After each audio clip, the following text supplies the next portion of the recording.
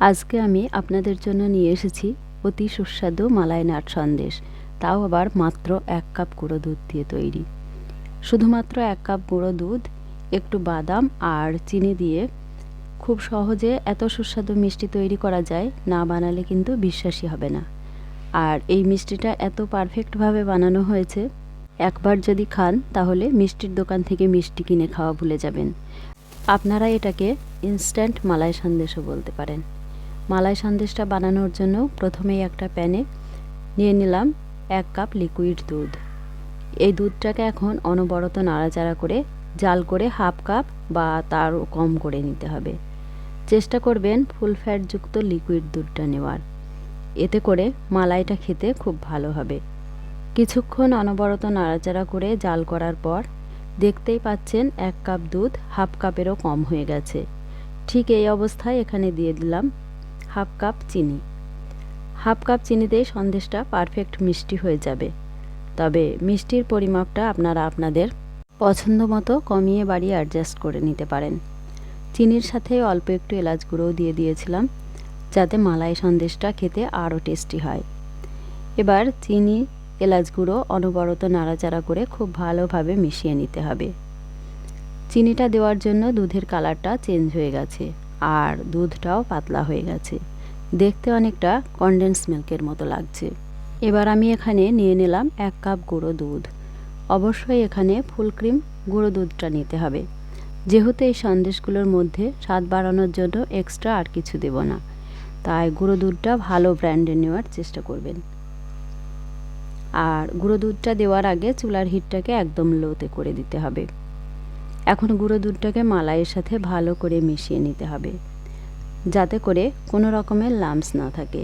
চেষ্টা করবেন এইভাবে নাড়াচাড়া করে মিশিয়ে নেওয়ার, তাহলে মালাইটা মসৃণ হয়ে যাবে, দলা বা লাম্পস থাকবে না।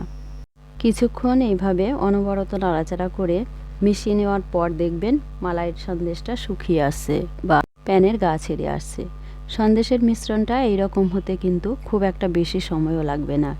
1 থেকে 2 মিনিটের মধ্যেই দেখতে পারবেন শুকিয়ে এরকম হয়ে আসছে। ঠিক তখনই আমি এখানে দিয়ে দিচ্ছি 2 টেবিল চামচ ঘি। ঘিটা দেওয়ার পর আবারও সব কিছু নাড়াচাড়া করে একসাথে মিশিয়ে নিতে হবে। সন্দেশের এই মিশ্রণটা কিন্তু এই সময় খুবই স্টিকি থাকে, তাই একটু ঘি দিলে খুব সুন্দর একটা ফ্লেভারও আসে আর এই স্টিকি ভাবটাও কমে যায়। এই সন্দেশটা তৈরি করার সময় চুলার ফ্লেমটা কিন্তু একদমই লোতে রাখতে হবে, না হলে প্যানের নিচে সন্দেশটা লেগে যাবে অথবা লালচে হয়ে যাবে। এতে করে কিন্তু সন্দেশের কালার আর টেস্ট দুটোই নষ্ট হয়ে যাবে। সন্দেশের পাক দেওয়া হয়ে গেছে, এর চাইতে আর বেশি পাক দেওয়া যাবে না, তাহলে সন্দেশটা প্যানেই শক্ত হয়ে যাবে। এবারে সন্দেশের এই মিশ্রণটাকে একটু কম বেশি করে 2 ভাগ করে নিতে হবে। যেটা কম করে নিয়েছি সেটা উঠিয়ে নিতে হবে, আর বেশিরভাগটা প্যানেই রেখেছি।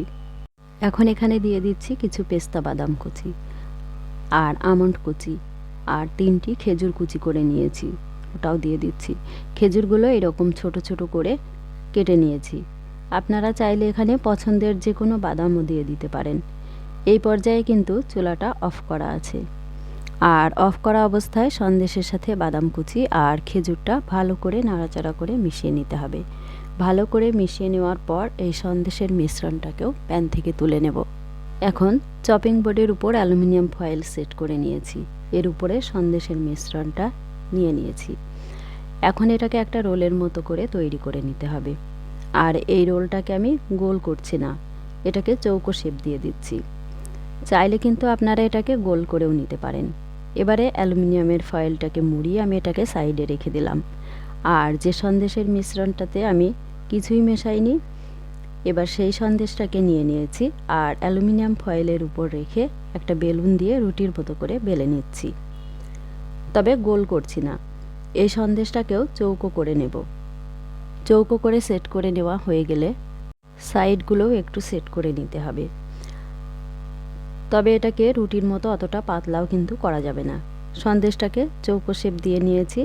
এবারে বাদাম আর খেজুর মেশানো সন্দেশের রোলটাকে এখানে নিয়ে নিয়েছি আর রুটির মতো সন্দেশটাকে দিয়ে রোলটা কভার করে দিতে হবে। একটু ছোট বড় হলেও সমস্যা হবে না, হাত দিয়ে ঠিক করে নিতে হবে। তবে এই কাজগুলো কিন্তু সন্দেশের মিশ্রণটা গরম থাকা অবস্থাতেই করে নিতে হবে। ঠান্ডা হয়ে গেলে আর এগুলো এইভাবে সেট করে নেওয়া যাবে না। ঠান্ডা হয়ে গেলে সন্দেশটা শক্ত হয়ে যাবে, তাই এই রোলটাকে আধ ঘন্টা এভাবে রেখে দিতে হবে। আবার আপনারা চাইলে এটাকে ফ্রিজেও কিছুক্ষণের জন্য রেখে দিতে পারেন। সন্দেশটা ঠান্ডা হয়ে একদম সেট হয়ে গেছে। এখন কেটে নিচ্ছি। আর এই সন্দেশগুলো কেটে নেওয়ার সাথে সাথেই কিন্তু খেতে পারবেন। দেখুন কত সহজেই সন্দেশটা পিস করে নিচ্ছি, মনে হচ্ছে একদম মাখনের মতো লাগছে।